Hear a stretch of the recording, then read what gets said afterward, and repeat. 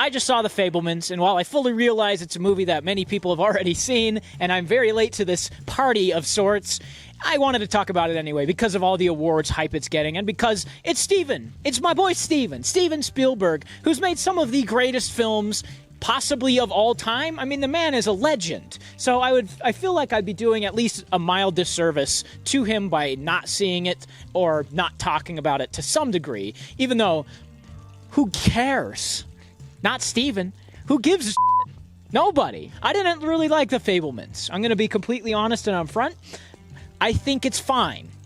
I think this is an okay movie that is getting a lot of hype simply because of who's making it and what it's about.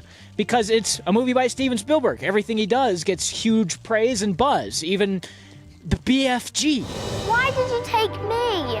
Because I hears your lonely heart.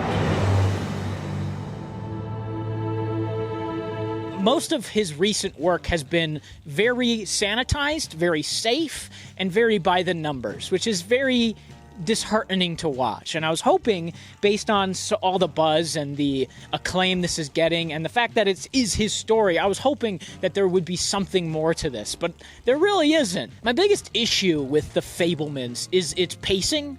It's a very self-indulgent, gaudy movie that clocks in at about 2.5 hours. And this is another one that doesn't feel like it justifies that runtime. It needed another pass, at least another 2 passes, maybe. It's just too much. There's so many sequences in this where I was like, okay, but why? Yeah, it's his life, I guess, but okay, but why? And the structure is so messy, too. The last 20 minutes is basically an epilogue. We didn't need to have an epilogue be that long, Steven. We really didn't. I love seeing David Lynch, but it didn't matter. Really was just kind of there for a cute reference. You should have cut it. Now remember this. When the horizon's at the bottom, it's interesting. When the horizon's at the top, it's interesting. When the horizon's in the middle, it's boring as shit.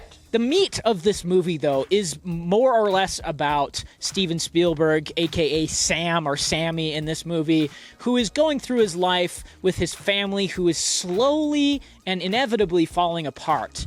He is just a young kid with a couple of his siblings, and his mom is a creative. She's loud, she's a lot, she runs around, she chases tornadoes with her kids. She does these creative, curious things, and she loves life. She loves just doing things. And his dad, while supportive of him, is also the complete opposite of his mom. He is kind of a computer genius and takes things very factually, very analytically, and very heady. And that's the complete opposite of his mom, and you can start to see pretty early on the kernels of disquiet in the family. They're not happy together particularly. They kind of love each other in their own way, but it's clear that he is just too different from her, and they slowly start to pull apart and pull away from each other. And she falls into the arms of Seth Rogen.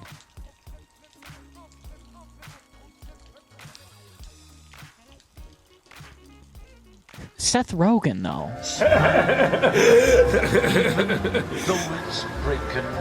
Honestly, it's more or less about the mom more than it is anybody, because we watch her struggle, and she's really the most interesting character in this, and her struggle with trying to be a good mom, trying to keep her marriage together, trying to be creative.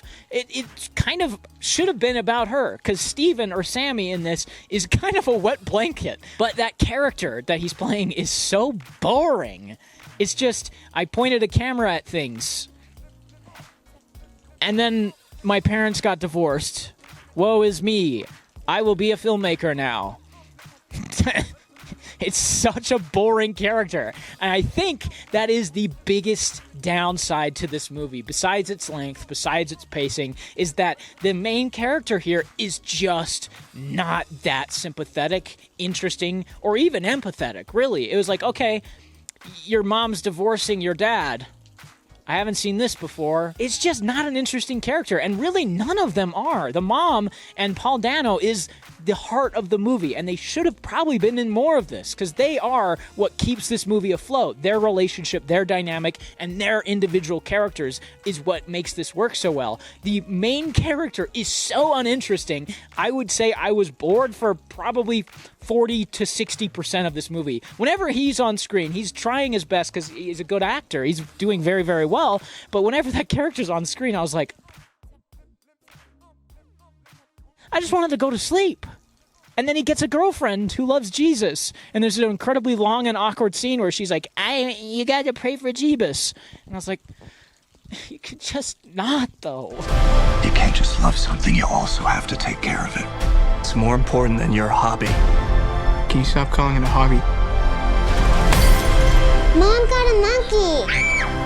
Why'd you get a monkey? Because I needed a laugh. It feels like a trick. It feels like smoke and mirrors. Because it's like, oh, the movie's about Steven Spielberg, and Steven Spielberg directed it. Isn't that so cool? It's 2.5 hours, and it's boring as shit. But people are really enjoying it because they feel like they need to. Now, again, don't hear what I'm not saying. If you liked it, you liked it. But it feels like one of those movies that a lot of people really love that nobody will ever watch again. Who's going to watch The Fabelmans again? Who's going to sit down for 2.5 hours and watch a boring-ass character wander around scenes and point cameras at things every once in a while his parents get divorced? I'm not gonna. I'm going to forget about this movie in a week. Sorry, Steven. Make Jaws again. Make something creative again. Make Jurassic Park, please. Please get back to making things creatively. Stop making things based on things. I know Jurassic Park's based on a book, but stop making things based on real life. I don't care. I don't care about the BFG either. It's a kid's movie. Yeah, I get it, but I don't give a shit. I don't give a shit about The Post. I don't give a shit about this Fabelmans movie. I'm sorry. I just don't care anymore. Please, make something you're passionate about other than a story of your own life or something that you can make for your kids. Please, I beg you to come back. Where's the Indiana Jones Steven when we need him? I'd give this a 6.